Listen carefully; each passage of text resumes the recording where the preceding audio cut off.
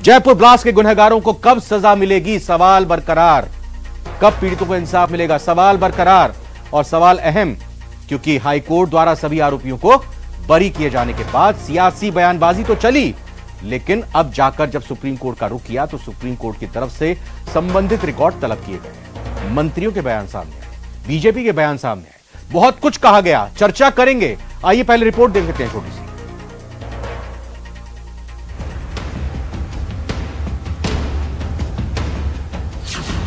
Jaipur bomb blast पर सियासी बयानबाजी।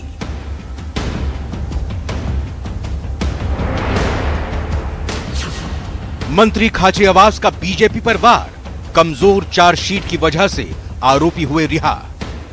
मॉनिटरिंग करके आपको ऐसी मजबूत चार्जशीट पेश करनी चाहिए थी कि बम ब्लास्ट के दोषी बरी नहीं होते। बीजेपी का पलटवार, तत्कालीन केंद्र सरकार की लापरवाही। एनआईए में ट्रांसफर करने का काम केवल केंद्र सरकार कर सकती है। केंद्र में कांग्रेस की सरकार थी। जिस प्रकार का कांग्रेस का स्वभाव है, वर्ग विशेष की तुष्टीकरण की, उसके तहत इस मामले को एनआईए को नहीं भेजा। कल जयपुर के सभी वार्डों में बीजेपी देगी धरना। राजस्थान हाई कोर्ट के आदेश पर रोक से सुप्रीम कोर्ट का इनकार।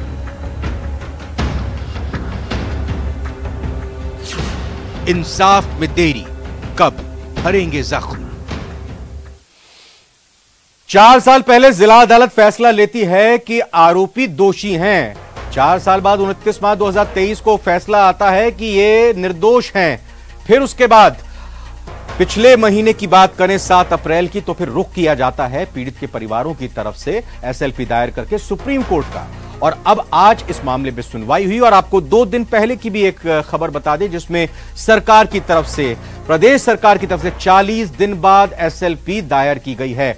तकनीकी पहलू को समझेंगे, आज की तारीख में केस कहां स्टैंड करता है, इसकी बात करेंगे पहले, और फिर उसके बाद राजनीतिक प्रतिक्रियाएं लेंगे, राजनीतिक बयानबाजी जो रही है उस पर बात करेंगे। 2 मेहमान जुड़ चुके हैं। अभिनव शर्मा है, पूर्व अतिरिक्त महाधिवक्ता, और साथ ही साथ राजेंद्र त्यागी जी, रिटायर्ड आरपीएस हैं। दोनों का बहुत बहुत स्वागत है। और सबसे पहले सवाल मैं अभिनव शर्मा जी आपसे लूंगा। आज की तारीख में यह केस कहां खड़ा होता है, यह मद्देनजर रखते हुए कि अदालत ने यह कहा कि भाई हम रिहाई पर स्टे लगाने से फैसला कैसे ले लें, क्योंकि वहां पर तो निर्दोष करार दिया है हाई कोर्ट ने, लेकिन सुनवाई के लिए हम तैयार हैं। और अब जो एसएलपी साथ ही साथ प्रदेश सरकार की तरफ से 10 तारीख को दायर की गई, उस पर भी हम बात करेंगे। जरा समझाएं पूरे मामले को, आज की तारीख में केस कहां स्टैंड होता है, जब बुधवार को हियरिंग होगी तो क्या कुछ होगा। देखिए, इसके 2 एस्पेक्ट हैं देखने के। एक तो ये कि आज विक्टिम्स कोर्ट के सामने थे और अब एक राज्य जो प्रोसिक्यूटर है वो अपनी याचिका लेकर के न्यायालय के समक्ष होगा अगली तारीख पे सुनवाई में। आज कोर्ट ने जो रुख लिया है, लगभग यही रुख उस दिन भी रह सकता है। कोर्ट ने अभी रिकॉर्ड तलब किया है। रिकॉर्ड में बहुत सारा पार्ट जो है वो हिंदी के अंदर होता है, और यूजुअली जब रिकॉर्ड तलब किया जाता है तो उसका इंग्लिश ट्रांसलेशन भी मांगा जाता है। ये चूंकि एक रिवर्सल का केस है जिसमें सजा को पलटने की कहानी है, निचली अदालत के द्वारा किए गए निर्णय के विरुद्ध कोर्ट में आदेश के लिए पत्रावलियां आई, उस पर हाईकोर्ट ने सुनवाई करके अदालत के आदेश को पलटा है और सभी को बरी किया है, या जिनके खिलाफ कार्रवाई नहीं की गई थी उनको, उनकी सजा को, वो जो कार्रवाई नहीं की गई थी उस आदेश को बरकरार रखा है। तो इस प्रकार उच्च न्यायालय के आदेश को अब सुप्रीम कोर्ट में पलटाने की कोशिश की जा रही है। तो चूंकि एक रिवर्सल का केस है, इसलिए कोर्ट ने यह माना है प्रथम दृष्टया कि हम इसमें एक्यूज्ड जो भी हैं नामजद, उन लोगों को सरेंडर करने के लिए नहीं बोल सकते। और जब तक हम इस निर्णय पर न पहुंच जाए, प्रथम दृष्टया मानते हुए कि इसमें कोई तथ्य है या उच्च न्यायालय का आदेश जो है वो इस प्रकार से गलत है कि उसको किसी भी रूप में स्टे किया जाना उचित है, तभी हम इसके अंदर कार्रवाई करेंगे। क्योंकि आप जानते हैं हिंदुस्तान के जो न्यायिक जगत की कानून की व्यवस्था है उसमें 100 निर्दोष जो है उनको, दोषियों को आप इसलिए छोड़ देते हैं कि एक निर्दोष को सजा नहीं होनी चाहिए। लेकिन यहाँ एक ऐसा प्रकरण है जहाँ 71 लोगों की जानें गई, 181 से ज्यादा लोग घायल हुए थे, 12 साल लगभग न्यायिक प्रक्रिया की इस प्रणाली में पूरा लग चुका है अब तक। और ऐसे में ये एक बहुत सेंसिटाइज्ड मैटर है, न केवल राजस्थान के लिए बल्कि इस वक्त पूरे देश के लिए, जहां पर आतंकवाद मचाने वाले लोगों को, जिनको प्रथम दृष्टया पुलिस के द्वारा गिरफ्तार किया गया, सबूत सुराग जोड़ करके एक साथ नहीं खड़ा किया गया और कोर्ट में लाकर के उसकी लचर पैरवी होने की वजह से स्थितियां ठीक नहीं होने, और सरकार ने मान भी लिया। सरकार ने इस प्रकरण के अंदर एक अतिरिक्त महाधिवक्ता महोदय को जो है उनको एक तरह से बलि का बकरा बना दिया इस प्रकरण के अंदर। तो उन्होंने ये मान लिया है सरकार ने कि हमारे एंड से लचर कार्रवाई तो हुई है और उसकी सजा भी दी गई है एक अधिकारी को, और उनको अपनी पद से हाथ गंवाना पड़ा है। तो मैं समझता हूं कि ये एक बहुत विषम विषय है, लेकिन उच्चतम न्यायालय के समक्ष भी अब प्रश्न ये आएगा अगली तारीख पे सुनवाई में कि क्या इस रिकॉर्ड के आधार पर जिन चीजों को राजस्थान उच्च न्यायालय ने बहुत पुरजोर शब्दों में कहा है कि पैरवी लचर, जांच लचर और उस पूरी प्रक्रिया को कोर्ट के सामने रखने का मसौदा उससे भी लचर, तो इन सारे मसौदे के बीच में से निकल के अब ऐसा कौन सा नई चीज उच्चतम न्यायालय के सामने लेकिन सर एक चीज मैं जानूंगा ना कि जेल भेजें, ये जो जिला अदालत की तरफ से फैसला आया था उसमें कैसे फिर दोषी करार दे दिया गया था? ये देखिए, अब ये उच्चतम न्यायालय को यही देखना है, क्योंकि मैंने आपको क्या कहा कि ये एक रिवर्सल का केस है, फाइंडिंग्स के रिवर्सल का केस है, जिसमें अधीनस्थ न्यायालय ने पूरे तथ्यात्मक विश्लेषण करने के बाद एक चीज पाई गई और उस पाए गए तथ्यों के आधार पर और आई हुई जो एविडेंस है उसके बेसिस पर उन्होंने शहादत के बेसिस पे कुछ लोगों को दोषी करार दिया जी। अब उस चीज को उच्च न्यायालय ने बिल्कुल पलट दिया, सिरे से खारिज कर दिया और ये कह दिया कि जांच ही लापरवाह थी और सारी चीजें गड़बड़ थी और सबको छोड़ दिया जी। तो इन चीजों को अब सुप्रीम कोर्ट को राजेंद्र त्यागी सर, ये विषय रिटायर्ड आरपीएस हैं आप, बिल्कुल ईमानदारी से आपने अपनी सेवाएं दी और मैं जानता हूं कि अब तो चूंकि आप रिटायर्ड हो चुके हैं, पूरी दबाव मुक्त हैं, किसी भी राजनीतिक दल के दबाव आप बिल्कुल सहजता से आप उसको अस्वीकार करेंगे और खुलकर अपनी बातों को रखेंगे।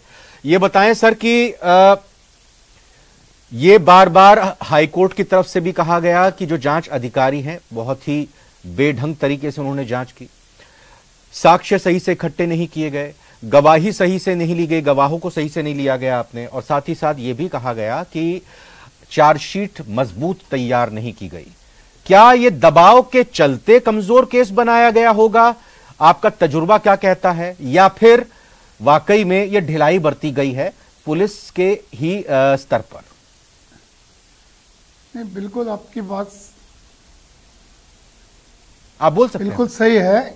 हाँ जी, कि पुलिस की जो पक्ष की तरफ से कुछ लापरवाही रही है आईओ की या किसी भी अधिकारी की, मगर हर एटीएस के पास, हमारी पुलिस के पास भी एक पूरी लीगल टीम होती है जो वो उस फाइल का पूरा निरीक्षण करती है और उसमें अपनी राय भी देती है और उस फाइल के में जो कमियां रहती हैं उसकी पूर्ति करने के लिए भी वो जो लीगल टीम है वो कहती है। तो मेरा ये मत ये तो नहीं कि बिल्कुल पुलिस अधिकारियों की लापरवाही रही है। हाँ, कुछ लापरवाही रही है, कुछ जो इतने महत्वपूर्ण मुकदमा था और उसमें इतनी लंबी काफ़ी इन्वेस्टिगेशन चली और काफ़ी अधिकारी भी इसमें सभी थे, सीनियर अधिकारी भी थे। तो मेरा ये मानना है कि लीगल टीम भी जो हमारी पुलिस की है, जो पीपी वगैरह हैं, सारे हैं, उन्होंने भी इसका विश्लेषण किया है। मगर माननीय न्यायालय ने जो आदेश दिया है उसमें तो ये माना गया है कि जो पुलिस अधिकारी है आईओ, उनकी तरफ से कमियां रही हैं, उनकी भी अब जांच की जा रही है। अधिकारी पीएचक्यू लेवल पे उसकी जांच की जा रही है, उसके बाद ही कोई निर्णय बता पाएंगे इसका। बिल्कुल। पुनीत कर्णावत और उप महापौर हैं बीजेपी के अरुण शर्मा भी कांग्रेस से हैं, वो भी देर से ही सही हमारे साथ जुड़ गए हैं। मैं आपके पास आऊंगा, लेकिन चूंकि अभी हम इस पक्ष के सभी पहलुओं को समझने की कोशिश कर रहे हैं। राजेंद्र त्यागी जी, एक चीज और मैं जानना चाहूंगा, शायद इस सवाल को लेकर अभी तक कभी चर्चा हुई नहीं है। 2008 में जब यह धमाका हुआ उस वक्त केंद्र में यूपी की सरकार थी, कांग्रेस की सरकार थी, और इधर राज्य में बीजेपी की सरकार थी। क्योंकि ये आरोप राजनीतिक तौर पर, मैं राजनीतिक पहलू से नहीं जानूंगा, मैं समझा रहा हूं, पहले दर्शकों को बता रहा हूं, राजनीतिक तौर पर कहा जा रहा है कि भाई आपकी सरकार रहते यहां पे प्रदेश में बम धमाका हो गया।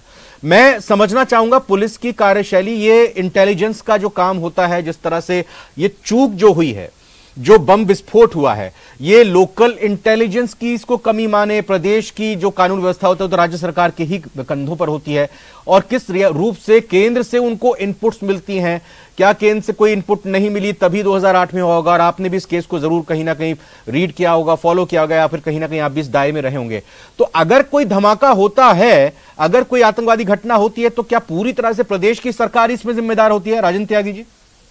नहीं सर, इसमें ऐसा तो नहीं है कि पुलिस या प्रदेश की सरकार ही इसमें इन्वॉल्व हो या उनकी कोई लापरवाही हो, इसका चूंकि ये बहुत बड़ा केस था और बड़े विस्फोट हुए थे, इसमें केंद्र का और हमारे यहाँ सीआईडी भी है, इंटेलिजेंस भी है और केंद्र की भी एजेंसियां हैं, उन सभी की दायित्व है कि इसको पूरा विश्लेषण करते या अपने इनपुट से वो कोई देते जिससे पुलिस भी उसके ऊपर कार्रवाई करती। शायद उस समय कोई ऐसा इनपुट ना मिला हो। ठीक है। अरुण शर्मा जी, भाई कमाल हैं आप, वाह, तारीफ जितनी करें उतनी कम है। 29 मार्च को फैसला आया, कहा गया कि अध्ययन करेंगे फैसले का, 40 दिन लग गए अध्ययन करने में। 10 मई को मुख्य प्रधानमंत्री यहां पर आए, उन्होंने एक बार फिर से आरोप लगाया कि भाई अभी तक बम धमाकों के आरोपियों को इंसाफ नहीं मिला है। अब 10 मई को जाकर एसएलपी आपने दायर की, इससे 1 महीने पहले तो पीड़ित के परिवार की तरफ से एसएलपी बीजेपी की मदद से कर दी गई। कमाल है। देखिए, ऐसा है, आदर्श स्थिति तो यह होती कि ऐसे मामलों को राजनीति से दूर रखा जाए, राजनीतिक इसमें रोटियां नहीं सेकी जाए, पर यहां अपने आप प्रचलन है, इसको रोकने की कोई व्यवस्था दिख नहीं रही है। खाचरियावास जी को बोलिएगा फिर जाकर आज कि भाई ये आप क्यों कह रहे हैं कि ये उस वक्त बीजेपी की सरकार थी। मेरे को इस सवाल का जवाब दे, 40 दिन क्यों लगे? नहीं, मैं वही कह रहा हूं, इसको राजनीतिक रंग देने की तो कोई गुंजाइश नहीं है। ये सोचना भी बहुत ही हास्यास्पद है कि कोई भी स्टेट गवर्नमेंट, वो चाहे बीजेपी की हो जो उस समय थी यहां, या कांग्रेस की हो जो बाद में थी, कि कोई भी सरकारी गवर्नमेंट ये चाहे कि वो किसी केस को सबोटाज करे, विलफुली सबोटाज करे, कमजोरियां छोड़े। ये तो देखिए बहुत ही हास्यास्पद सिचुएशन है। जहां तक इंटेलिजेंस की चूक का, अरे सर भूमिका बहुत लंबी बना रहे हैं आप, मेरे को बताइए ना 40 दिन क्यों लगे एसएलपी दायर करने में? क्योंकि 40 दिन लग सकते हैं, इसमें किसी को क्या ऐतराज हो सकता है। जिस देश में मैं आपको बताना चाहता हूं, जहां प्रधानमंत्री की दिन दहाड़े हत्या हो जाए, मर्डर हो जाए, असैसिनेशन हो जाए, एक पूर्व प्रधानमंत्री मारा जाए, उनके केसेस में भी अगर 7-7 साल लगते हैं, जिसमें चश्मदीद गवाहों के ढेर हैं आपके सामने, सारी दुनिया के सामने हुआ है। क्या उदाहरण दे रहे हैं शर्मा जी? हमारा नहीं, अच्छा, तो ये जो उदाहरण दे रहे हैं क्या, तो उस उदाहरण के मुताबिक जो आरोपी थे, दोषी करार दिए नहीं दिए गए, उनको सजा हुई कि नहीं हुई? हुई ना, देर से सही हुई। जरूर उदाहरण बेकार है। नहीं, बेकार नहीं। मैं आपको, आप वो 40 दिन का जो हवाला दे रहे हैं, वो मैं कह रहा हूं कि इन चीजों में कोई शॉर्टकट नहीं होते। पूरा अध्ययन किया गया होगा, कहां कमियां हैं वो देखी गई होंगी और उस हिसाब से तो जो 7 अप्रैल को बुधवार पीड़ित के परिवारजनों ने एसएलपी सुप्रीम कोर्ट में दायर की, 29 मार्च को सुनवाई, 29 मार्च को फैसला आया था, ठीक है, और उसके बाद हम देख लें 1 हफ्ते के अंदर ही वहां सुप्रीम कोर्ट में वहां पर उन्होंने दायर कर दी। उनको तो वक्त नहीं लगा। Sir, it is easier in individual cases और सरकारों को पूरा टाइम लगता है, दिया जाना चाहिए। अब सुनवाई बुधवार को होगी, ठीक है, और हम पुरजोर तरीके से इस केस को सामने रख रहे हैं, क्योंकि अनोखा केस है ये। और जैसा अभी त्यागी जी भी कह रहे थे, ये क्या अनोखा है सिचुएशन है। एक लोअर कोर्ट ने जब फांसी की सजा सुना दी है और हाई कोर्ट उसके विपरीत ओपिनियन रखता है, मेरे ख्याल में सुप्रीम कोर्ट जाएंगे डिटेल में और न्याय होगा इनका। जी बिल्कुल। कर्नावत जी, मैं आपसे जानना चाहूंगा, 3 प्रेस कॉन्फ्रेंस की गई थी 29 मार्च को हाई कोर्ट के फैसले आने के बाद, जिसमें निर्दोष करार दिया गया था आरोपियों को। उसके बाद फिर मशाल जुलूस भी निकाला, आपकी पार्टी के कई नेता भी गए। अब आप लोगों ने पीड़ित पक्ष को ले जाकर वहां एसएलपी दायर करवाई और अच्छे वकील वहां पर हायर किए, और आज समीक्षा करने को सुप्रीम कोर्ट तैयार हो गया। बहुत अच्छी बात है। अब आप कल सभी वार्डों में धरना देंगे, क्या यह जरूरी है? क्या जब भाई अब अदालत में सुनवाई चल रही है, क्या जरूरी है क्या ये बताना, दिखाना, देखो हमारी वजह से अब मामला आगे बढ़ रहा है? कम से कम कुछ तो मामले अरुण शर्मा जी छोड़ देना चाहिए ना। अभी हनुमान चालीसा का पाठ करेंगे, वहां पर वार्ड में धरना देंगे, क्या कर रहे हैं आप? अब मैंने सबकी बात को ध्यान से सुना है और कोई इंटरप्ट नहीं किया, किसी ने भी एक दूसरे नहीं, आपको कोई इंटरप्ट नहीं, कोई और भी नहीं करेगा। अभी जो अरुण शर्मा जी बोल रहे थे, वो कांग्रेस सरकार और कांग्रेस पार्टी दोनों की भावना और दोनों के चेहरे को जाहिर कर रहे थे।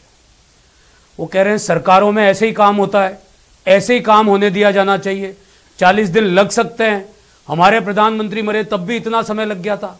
ये जो असंवेदनशीलता है, ये इसका कारण है कि 4 जिन लोगों को फांसी हुई, ट्रायल कोर्ट ने एविडेंस के आधार पर जिनको फांसी की सजा दी, वो पूरी तरीके से लचर पैरवी और सरकार की लापरवाही के कारण आज आजाद होने की स्थिति में आ गए। ये तो एक केस है जिसके कारण आज वो बाहर नहीं है, नहीं तो हो सकता है वो आपके किसी टीवी चैनल पर बैठकर बता रहे होते कि उनके ऊपर कितना बड़ा अत्याचार कर दिया ट्रायल कोर्ट ने। आज जो स्थिति बनी हुई है वो बताती है कि जयपुर ने 13 मई 2008 से ज्यादा बुरा दिन नहीं देखा। 296 साल के इतिहास में कभी ऐसा लहूलुहान नहीं हुआ होगा। और जिसके 3 तो अपराधी पकड़े ही नहीं गए, जो पकड़े गए उनको हम छोड़ दिया है। ये वो पार्टी है जो बाटला कांड के अंदर इसी बम कांड का जो आरोपी था उसके मरने पर खुर्शीद खान साहब कहते हैं कि सोनिया जी रोई हैं, उनको तकलीफ हुई है। ये इस पार्टी का करैक्टर हो गया जिसने आतंकवाद को अपने 2 प्रधानमंत्रियों के खो देने के बाद भी कभी कंडेम करने की हिम्मत नहीं जुटाई, कभी उसके ऊपर हैमर करने की हिम्मत नहीं जुटाई। और आज इनका यह कहना कि 40 दिन लग सकते हैं, इंडिविजुअल जा सकता है, क्योंकि इंडिविजुअल ने खोया है अपने परिवार को, उस दर्द को वो 15 साल से लगातार भुगत रहा है। आप अगर होते रामलीला मैदान में तो देखते किसी की आंख चले गई, किसी का हाथ चले गया, किसी का भाई गया है, किसी की बेटियों की शादी के लिए आज तक उसको दिक्कत हो रही है। इन सब चीजों के बारे में सिर्फ यह कहना आसान है कि राजनीति नहीं करनी चाहिए। राजनीति नहीं करी होती आपने तो आपके डबल एजी 48 पेशियों पर नहीं गए, आपने एक उनको बलि का बकरा बनाकर अपने आप को अलग कर लिया। आप छोटे से छोटे मुकदमे में राजेंद्र राठौड़ साहब ने एक एडजॉर्नमेंट मांगा, उसके जवाब दे अरुण शर्मा जी इसका। 25 लाख रुपए का वकील ने जवाब दे अरुण शर्मा जी भी यहां पर थे। और आप किसी तरीके से अपने आप को ये अनडिफेंडेबल है, आप बोल लीजिए, ये अनडिफेंडेबल है। नहीं, एक मिनट, आपने जो सवाल, एक मिनट पुनीत जी, आप कैसे तय करेंगे अनडिफेंडेबल है? नहीं, अनडिफेंडेबल है, आप कैसे तय कर लेंगे? एक बार उनको जवाब दे दीजिए, है उनके पास जवाब मांगनी चाहिए। एक यादव साहब को बर्खास्त करके। पुनीत जी वैसे तो आपने जो मेरे मूल प्रश्न था उसका जवाब नहीं दिया, क्योंकि मैंने आपको बीच में रोका नहीं, उस सवाल के जवाब पे आऊंगा, क्योंकि जो आपने सवाल एक मिनट आपने जो अरुण जी से पूछा सवाल, पहले उसका जवाब लेता हूं। अरुण जी बोलिए भाई, लचर पैरवी की गई, आपके वकील, सरकार के वकील वहां जाते नहीं थे, नदारद रहते थे सुनवाई में। अरे पुनीत जी प्लीज, एक मिनट पुनीत जी, एक मिनट, शांत। अरुण जी। हाँ, मैंने आपको सर जब मेरी बारी थी तो मैंने बताया था कि ये बहुत मुश्किल है इन लोगों के लिए, क्योंकि ये हर बात का आखिरी हथियार यही है इनके पास। ना वो ये पूछ रहे हैं कि वकील जाते क्यों नहीं थे पैरवी करने के लिए, एब्सेंट क्यों रहते थे? 48 देखिए एक मिनट अरे कर्णावत जी, आप बीच में टोकेंगे, जवाब नहीं देंगे, वो बोलने दीजिए उनको मौका मिल जाएगा जवाब ना देने का। पुनीत जी प्लीज एक मिनट आप चुप रहिए, बोले भाई। वो दिन मुझे याद है भाई, इनका तो पता नहीं, सरकार जरूर थी इनकी, पर मैं पर्सनली 13 मई की उस शाम को SMS हॉस्पिटल में था, आधे घंटे के फौरन बाद विस्फोट के बाद मेरे साथ राजीव अरोड़ा जी भी थे, हम कई लोग थे वहां, और जयपुर के जज्बे को सलाम करते हैं। खून की जरूरत थी वकालत करने, नहीं ठीक है, वो हो गया अरुण जी, वो हो गया अब, लेकिन उसके बाद ये जवाब दीजिए ना कि भाई 48 पेशियों में सरकार के वकील सुनवाई में क्यों हाजिर नहीं हुए? नहीं है जवाब तो कोई नहीं, मैं अगला सवाल करता हूं, बोल दीजिए नहीं है जवाब, पास, नो कमेंट्स, बोल दीजिए। नहीं कमेंट्स की बात नहीं है, वो सब भी जांच के दायरे में है, सबके सामने आएगा, वो ट्रांसपेरेंटली सामने आएगा। अच्छा। इसमें मैं फिर इनसे हाथ जोड़ के रिक्वेस्ट ही कर सकते हैं, वैसे तो इनकी परतें अब खुलती जा रही हैं, धीरे धीरे रोज खुलेंगी। अरुण जी फिर भी हाथ जोड़ के कर्णावत साहब को कहूंगा, इन मामलों में आप जो संवेदनशीलता की बात कर रहे हो, आप कमाल की असंवेदन। अरुण जी मेरे को एक चीज का और जवाब दीजिए आप प्लीज, एक मिनट अरुण जी, मुझे एक चीज का और जवाब दीजिए। अरुण जी एक चीज का और जवाब दीजिए। हाई कोर्ट ने जांच अधिकारी पर सख्त टिप्पणी करते हुए कहा था सरकार से कि इन पर कार्रवाई कीजिए। 40 दिन से ज्यादा हो गए, कितना वक्त लगेगा, क्या कार्रवाई की तो बता दीजिए। शायद उन्हीं को बचाने में 40 दिन लग गए। बोलिए अरुण जी। नहीं देखिए उसी का अध्ययन हो रहा होगा पुलिस विभाग में अपील के वक्त। विश्वास दिलाना चाहता हूं कि जो मेरे को मत इसमें दिलाइए दोषी विश्वास, पाया जाएगा, उन लोगों को दिलाइए विश्वास जिन्होंने अपनों को खोया है। आपके थ्रू पूरे प्रदेश की उससे बात कर रहा हूं मैं। इसमें अगर कोई भी लैक्यूना नजर आएगा, इसीलिए 40 अरे क्या किया बताइए ना, इन्वेस्टिगेशन ऑफिसर को क्या क्या क्या कार्रवाई हुई इनके खिलाफ अभी तक? हमको पहले पक्का पता लगना चाहिए एक एक चीज पूरे। अरे अदालत ने बोल दिया, अदालत ने बोला कि अगर इन्वेस्टिगेटिंग ऑफिसर ने सही जांच की होती तो फिर हमें इनको रिहा नहीं करना होता, और ये सरकार को निर्देश दिया कि कार्रवाई करो। क्या कार्रवाई की? देखिए, मैं फिर राजनीति नहीं करना चाहता। कमाल है, मैं तो आपको अदालत के निर्देश की बात कर रहा हूं, इसमें राजनीति कहां से आ गई? अरे यहाँ एक मास्टर का ट्रांसफर हो जाता है तो आप अतिरिक्त महाधिवक्ता लेवल के अधिकारी। पुनीत कर्नावाल जी प्लीज एक चीज और मेरे को बता दीजिए भाई, ये कल आप ठीक है जाइए विरोध प्रदर्शन कीजिए, ये कल हनुमान जी का पाठ, ये हनुमान चालीसा पढ़ के विरोध जताएंगे क्या? मतलब पूरी कोशिश है कि भाई 2023 के जो चुनाव, एक मिनट सर, जब तक चुनाव नहीं हो जाते इन जख्मों को कुरेदते जाओ, इन पे नमक छिड़कते जाओ, इन जख्मों को हरे रखो, यही कोशिश है आपकी। कोई जख्मों को नहीं कुरेद रहा है, हम सिर्फ जख्म पर मलहम लगाना चाहते हैं। हमारे ही कार्यकर्ताओं ने उन बच्चियों की शादी कराई जिन्होंने अपने बाप खो दिए थे, लेकिन किसी के आप ये फैसला आ जाने के बाद मुझे बताएं, जयपुर के 3 जो इनके बड़े एमएलए हैं, रफीक खान, अमीन कागजी और महेश जोशी जी, एक का भी बयान इसके बारे में आया हो तो, एक भी पीड़ित परिवार के घर वो गए हो तो, मैं कहना नहीं चाहता था लेकिन मुझे कहना पड़ रहा है, इनको सिर्फ ठीक है, कोई नहीं, अभी नहीं गए तो फिर अब जाएंगे, नवंबर दिसंबर में जाएंगे जब चुनाव होगा। ठीक है, एक मिनट, अभिनव शर्मा जी मैं एक चीज आपसे जानना चाहूंगा। अमीन काग जी किसके घर पर जाकर संवेदना व्यक्त कर आए? महेश जोशी जी किसके घर पर जाकर संवेदना व्यक्त कर आए? तो मैं बोल रहा हूं ना, वो अगर नहीं गए संवेदना प्रकट करने के लिए तो जनता की सहानुभूति उनके प्रति होंगी, वो जाएंगे चुनाव मैदान में। अभिनव शर्मा जी एक चीज बताइएगा सर, निचली अदालत में दोषी करार, उसके बाद हाई कोर्ट में फिर निर्दोष कर दिया और फिर सुप्रीम कोर्ट में समीक्षा के लिए स्वीकार कर ली गई एसएलपी। इस तरह के मामले कुछ नजीर आप कुछ बता पाए, इस तरह से संबंधित कोई मामला या क्या ट्रैक रिकॉर्ड होता है? हालांकि विचाराधीन अदालत में, लेकिन फिर भी एक कानून की जानकार के तौर पर आपसे जानना चाहूंगा, इंसाफ मिल पाएगा? उम्मीद लगती है इस तरह के मामले में फिलहाल अभी जो स्थिति है? आपका सवाल एक लाजमी सवाल है और एक आम जनता के मन में भी ये भय और सवाल दोनों ही है। ये सवाल भी है और अपने आप में भय भी है, क्योंकि अब जिस तरीके से परिस्थितियां बदली हैं, रिवर्सल का जो केस हुआ हाई कोर्ट में और वो किस लिए हुआ, वो सबसे बड़ा विवाद और विषय का चर्चा का विषय है। और वही सुप्रीम कोर्ट को देखना है कि क्या इन्वेस्टिगेशन लचर था जी, या कोर्ट के सामने उसका प्रोसिक्यूशन लचर हुआ जी। ये 2 अहम मुद्दे हैं जिस पर सुप्रीम कोर्ट को अर्थान्वयन करना है, और हर केस के फैक्ट, हर केस की परिस्थितियां बिल्कुल इतर होती हैं, अलहदा होती हैं, जुदा होती हैं। इसलिए आप ये नहीं कह सकते कि क्या पास्ट कोई नजीर ऐसी जिसको अपन इमीडिएटली लगाए और कह दे कि हाँ फैसला हो जाएगा। ये प्रिडिक्ट करना अपने लिए उचित नहीं होगा। बिल्कुल ठीक बात। मेरा लेकिन ये मानना है कि यहाँ 2 मुद्दे हैं, बहुत बड़े मुद्दे हैं जी। कोर्ट ने ये कहा कि न केवल इसकी जांच गलत थी, बल्कि जिस तरीके से उस जांच को फिर कोर्ट के सामने रखा गया वो भी लचर था। त्यागी साहब एक आखिरी कमेंट इस डिबेट का लास्ट में आपसे चाहूंगा कि भाई अगर बम धमाका हुआ तो कह दिया भाई प्रदेश में आपकी सरकार थी, और जब जांच होती है और अदालत में स्टैंड नहीं कर पाती है तो कहा जाता है भाई इन्वेस्टिगेटिंग ऑफिसर जो पुलिस अधिकारी हैं, एटीएस हैं, उनके कमी थी।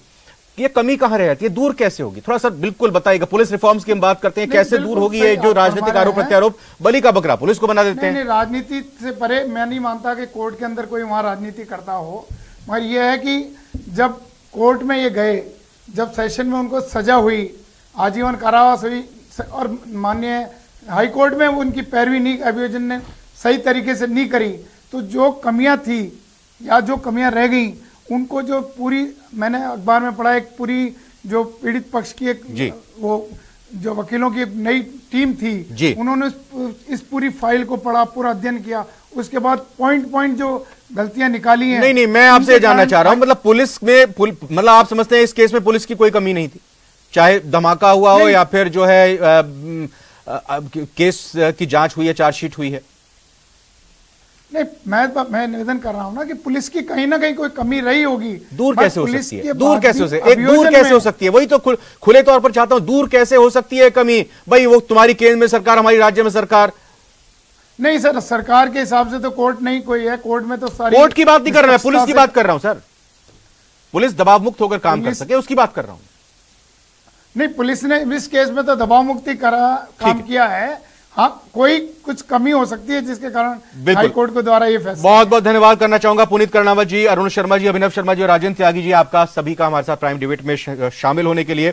और सभी लोगों को हमें दुआ करनी चाहिए। और ये अदालत में जो बुधवार को सुनवाई होगी, महत्वपूर्ण सुनवाई 17 तारीख को होनी, और उम्मीद करना चाहिए भाई पता तो चले कि आखिर 71 लोगों की जो जान गई उनका गुनहगार कौन है, दोषी कौन है, उसको सजा क्या दी जा रही है। सवाल आज का जो हमने दिया था, जयपुर ब्लास्ट में जांच में खामी की वजह से आरोपी रिहा हुए थे, तो हां और ना का ऑप्शन हमने दिया था। बड़ी संख्या में 88% लोग इसमें हां में जवाब दे रहे हैं, यानी साफ तौर पर जांच में खामी की वजह से ही आरोपी रिहा हुए हैं। फिलहाल आज की प्राइम डिबेट में इतना ही। नमस्कार।